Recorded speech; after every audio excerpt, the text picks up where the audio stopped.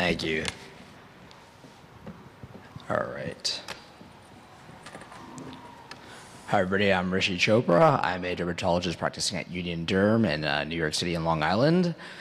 Today, I'll be presenting a continuation of some research that I was performing while I was a fellow at Mass General with Drs. Molly Warner, Rox Anderson, and Matthew Avram, basically using sight, sounds, and touch as clinical endpoints and indicators to optimize the new novel microcoring technology. As a disclosure, I am a consultant for Cytrellis.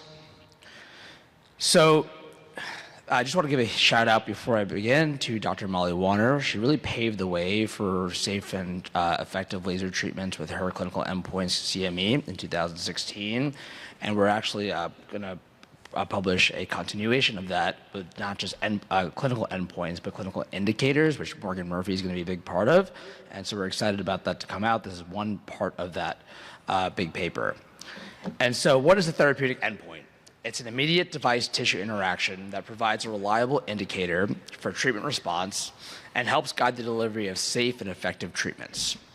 Therapeutic indicators, on the other hand, are intraoperative visual, auditory, and tactile clues that help guide the delivery of safe and effective treatments, but don't necessarily predict efficacy. And these can go either way, either well during the treatment or it can go poorly during the treatment. So when we talk about endpoints and indicators, we have to use all of our senses when we're performing a treatment to perform effective treatments. So for endpoints, our clinical endpoints are typically visual, right? We're looking at the skin to see how the skin reacts after we use a device. When we talk about indicators, we can use all of our senses. We can use our sense of sight, hearing, our tactile senses to really determine whether we're delivering safe and effective treatments. And I'll go into that. So we talk about the microcoring device. I know many probably not familiar with the actual use of the device because there's not many out yet. So it's basically we're performing minimally invasive skin surgery, okay? So you have to think about it as a very tactile type of treatment. And so these are two cheeks that are treated.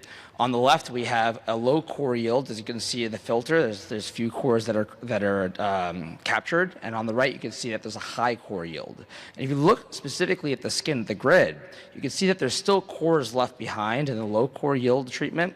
And then all the cores have been extracted for the most part in the high core yield treatment. So what helps dictate whether you're going to have a successful treatment? And so it really depends on that needle going all the way through the epidermis and dermis into the subcutaneous tissue and extracting that whole core. And it relies on contact with the handpiece on the skin surface, the needle going all the way through, and then finally that microcore being removed. And so you can perform a treatment and all the needles penetrate, but what you find out is that even if all the needles penetrate, that doesn't mean that 100% of those cores are going to be extracted. And so we really have to use endpoints and indicators with this treatment to help predict a successful result. And so I hope these work. Let's see over here. So this is, we're performing a treatment on the cheek. Let's see. Oh, it skipped ahead. Give me 1 second. Oh, I guess this one's not working. All right, so let's skip to this one. So this is a warning indicator. So if we look, we're trying to get stabilization of the upper lip. And if you hear the sound of the vacuum should create a suction seal, and it's not. And we're firing inappropriately in that situation. The tissue has not been stabilized and secured, so the needles do not completely penetrate. And you may have actually intrapulse overlap because that tissue is not stabilized during the pulse. So to adjust for this, you have to adjust the applied pressure of the handpiece. You got to stretch the skin more. You got to adjust the counter pressure. That's either the tongue depressor or a spoon that's inside the mouth, or you got to check the tubing for a clog. The cores that are removed sometimes cause clogs. So this is another warning indicator. So you see that the treatment stopped mid-pulse. What this means is the device detected that you hit a bone. So when we contact bone, we have to adjust during the treatment. We have to use less pressure. We have to reduce our depth of our treatment. And that can all be done intraoperatively through the device.